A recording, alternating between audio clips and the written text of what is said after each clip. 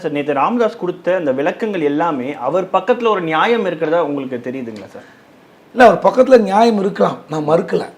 இந்த கட்சியை வளர்த்திருக்கிறார், இந்த இடத்துக்கு கொண்டு வந்திருக்கிறார், இந்த பதவியெல்லாம் அவருக்கு அன்புமணிக்கு வாரி வழங்கியிருக்கிறார், நான் இல்லைன்னு சொல்ல.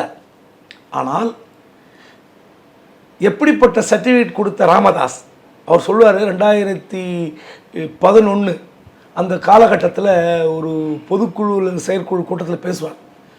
இந்திய அளவில் காங்கிரஸ் கூட்டணியில் அமைச்சர்களாக இருந்த எல்லா அமைச்சர்களையும் விட நம்பர் 1 அமைச்சராக இருந்தவர் யார்? அன்புமணி ராமதாஸ்.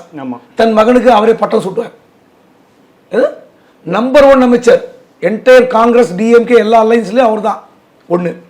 ரெண்டாவது, உலக அளவில் ஒரு விருது வாங்கினார். அன்புமணி ராமதாஸுக்கு ஒரு விருது கிடைச்சது. அப்போது உலக அளவில் விருது வாங்கிய ஒரே தமிழ்நாட்டு அமைச்சர் என் மகன் அன்புமணி ராமதாஸ். 2020 ஒரு லெட்டர் எழுதினார்.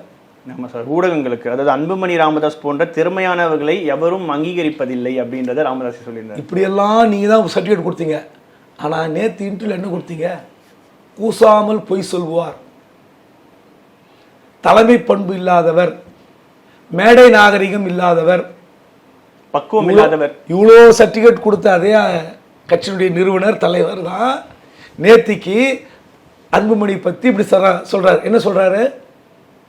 தலைமை பண்பு இல்லாதவர், மேடை நாகரிகம் தெரியாதவர், பெற்ற தாயை தண்ணீர் பாட்டிலில் எடுத்து வீசி எறிந்தார். இதெல்லாம் எப்போ சொல்கிறீங்க? உங்கள் மகள் வயிற்று பேரனுக்கு பதவி கிடைக்கவில்லை, அந்த கொடுத்த பதவியை அன்புமணி ஏற்கவில்லை.